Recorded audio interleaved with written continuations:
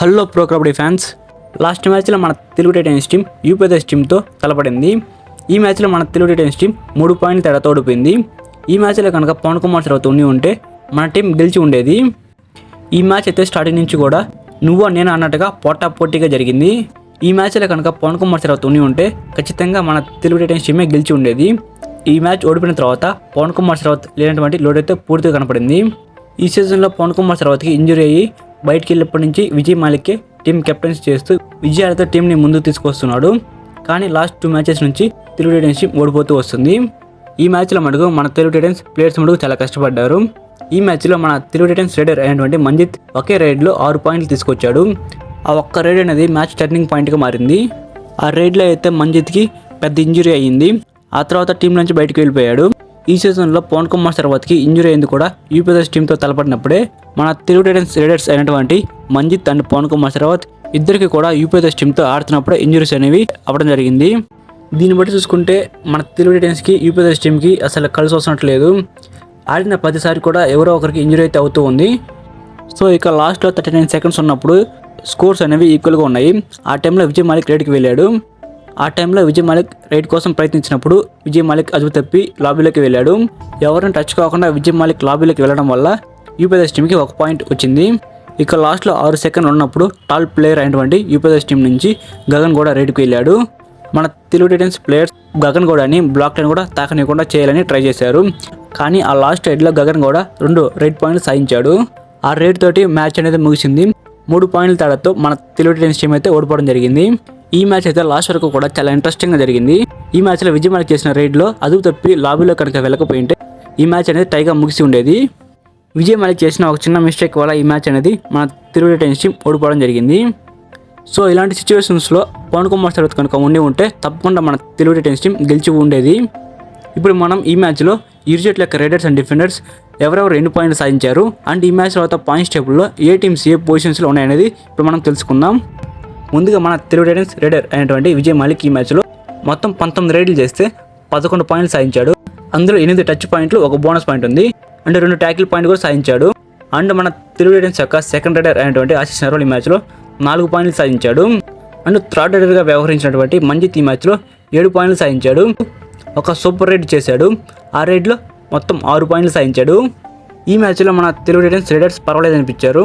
And మన Telugu Titans యొక్క defence విషయానికి వస్తే రైట్ కార్నర్ డిఫెండర్ అయినటువంటి శంకర్ గడ ఈ మ్యాచ్లో 1 ట్యాకిల్ పాయింట్ సాధించాడు. అండ్ లెఫ్ట్ కార్నర్ డిఫెండర్ అయినటువంటి అంకిత్ ఈ మ్యాచ్లో 1 ట్యాకిల్ పాయింట్ సాధించాడు. అండ్ లెఫ్ట్ కవర్ డిఫెండర్ అయినటువంటి అజిత్ పవార్ ఈ మ్యాచ్లో 2 ట్యాకిల్ పాయింట్ సాధించాడు. అండ్ రైట్ కవర్ డిఫెండర్ అయినటువంటి సాగర్ రావల్ ఈ మ్యాచ్లో 2 ట్యాకిల్ పాయింట్ సాధించాడు. ఈ మ్యాచ్లో మన తెలుగు టైటన్స్ డిఫెన్స్ అయితే అంతగా పర్ఫార్మెన్స్ చేయలేదు. అండ్ యూపీఎస్ యొక్క రైడింగ్ విషయానికి వస్తే వాళ్ళ యొక్క మెయిన్ రైడర్గా ఈ మ్యాచ్లో గగన్ గౌడ వ్యవహరించాడు. ఈ మ్యాచ్లో గగన్ గౌడ మొత్తం 15 రైడ్ పాయింట్లు సాధించాడు. అందులో 10 టచ్ పాయింట్లు, 5 బోనస్ పాయింట్లు ఉన్నాయి.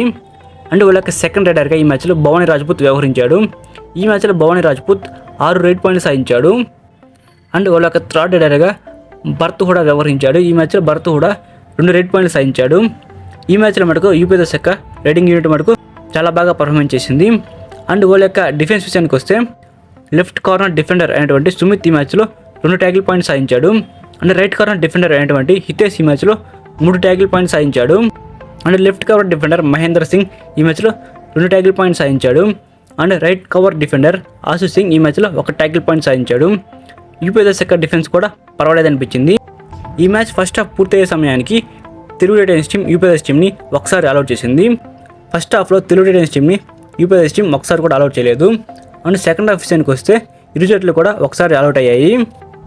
ఓవరాల్గా మ్యాచ్ పూర్తయ్యే సమయానికి తెలుగు టైటన్స్ టీం 33 పాయింట్లు, యూపీఎస్ టీం 36 పాయింట్లు, 3 పాయింట్ల తేడాతో మన తెలుగు టైటన్స్ టీం ఓడిపోవడం జరిగింది. అండ్ ఈ మ్యాచ్ తర్వాత పాయింట్స్ టేబుల్ ఏ టీమ్స్ ఏ పొజిషన్స్లో ఉన్నాయని ఒకసారి చూసుకుంటే పాయింట్స్ టేబుల్లో మొదటి ప్లేస్లో హర్యానా స్టీలర్స్ టీం ఉంది. 16 మ్యాచ్లు ఆడితే 12 మ్యాచ్లు గెలిచింది, 4 మ్యాచ్లు ఓడిపోయింది. సెకండ్ ప్లేస్లో పాట్నా పైరేట్స్ టీం ఉంది. 15 మ్యాచ్లు ఆడితే 9 మ్యాచ్లు గెలిచింది, 5 మ్యాచ్లు ఓడిపోయింది, 1 మ్యాచ్ టైగా ముగించుకుంది. థర్డ్ ప్లేస్లో ఇమాంబాద్ టీం ఉంది. 15 మ్యాచ్లు ఆడితే 9 మ్యాచ్లు గెలిచింది, 5 మ్యాచ్లు ఓడిపోయింది, 1 మ్యాచ్ టైగా ముగించుకుంది. అండ్ ఫోర్త్ ప్లేస్లో మన తెలుగు టైటన్స్ టీం ఉంది. 16 మ్యాచ్లు ఆడితే 9 మ్యాచ్లు గెలిచింది, 7 మ్యాచ్లు ఓడిపోయింది. అండ్ ఫిఫ్త్ ప్లేస్లో యూపీఎస్ టీం ఉంది. 15 మ్యాచ్లు ఆడితే 8 మ్యాచ్లు గెలిచింది, 6 మ్యాచ్లు ఓడిపోయింది, 1 మ్యాచ్ టైగా ముగించుకుంది. అండ్ 6th ప్లేస్లో దబాండేలి కేస్ టీం ఉంది. 15 మ్యాచ్లు ఆడితే 7 మ్యాచ్లు గెలిచింది, 5 మ్యాచ్లు ఓడిపోయింది, 3 మ్యాచ్లు టైగా ముగించుకుంది. అండ్ 7th ప్లేస్లో పునేరి పల్టన్స్ టీం ఉంది. 16 మ్యాచ్లు ఆడితే 7 మ్యాచ్లు గెలిచింది, 6 మ్యాచ్లు ఓడిపోయింది, 3 మ్యాచ్లు టైగా ముగించుకుంది. అండ్ 8th ప్లేస్లో జైపూర్ పింక్ పంథర్స్ టీం ఉంది. 15 మ్యాచ్లు ఆడితే 8 మ్యాచ్లు గెలిచింది, 6 మ్యాచ్లు ఓడిపోయింది, 1 మ్యాచ్ టైగా ముగించుకుంది. అండ్ 9th ప్లేస్లో తమిళ తలావాస్ టీం ఉంది. 15 మ్యాచ్లు ఆడితే 5 మ్యాచ్లు గెలిచింది, 9 మ్యాచ్లు ఓడిపోయింది, 1 మ్యాచ్ టైగా ముగించుకుంది. అండ్ 10th ప్లేస్లో బెంగాల్ వారియర్స్ టీం ఉంది. 15 మ్యాచ్లు ఆడితే 4 మ్యాచ్లు గెలిచింది, 9 మ్యాచ్లు ఓడిపోయింది, 2 మ్యాచ్లు టైగా ముగించుకుంది. అండ్ 11th ప్లేస్లో గుజరాత్ జైన్స్ టీం ఉంది. 15 మ్యాచ్లు ఆడితే 4 మ్యాచ్లు గెలిచింది, 9 మ్యాచ్లు ఓడిపోయింది, 2 మ్యాచ్లు టైగా ముగించుకుంది. అండ్ 12th ప్లేస్లో బెంగళూరు బుల్స్ టీం ఉంది. 16 మ్యాచ్లు ఆడితే 2 మ్యాచ్లు గెలిచింది, 13 మ్యాచ్లు ఓడిపోయింది, 1 మ్యాచ్ టైగా ముగించుకుంది. సో ఇదనమాట ఈ మ్యాచ్ తర్వాత పాయింట్స్ టేబుల్లో ఏ టీమ్స్ ఏ పొజిషన్స్లో ఉన్నాయనేది.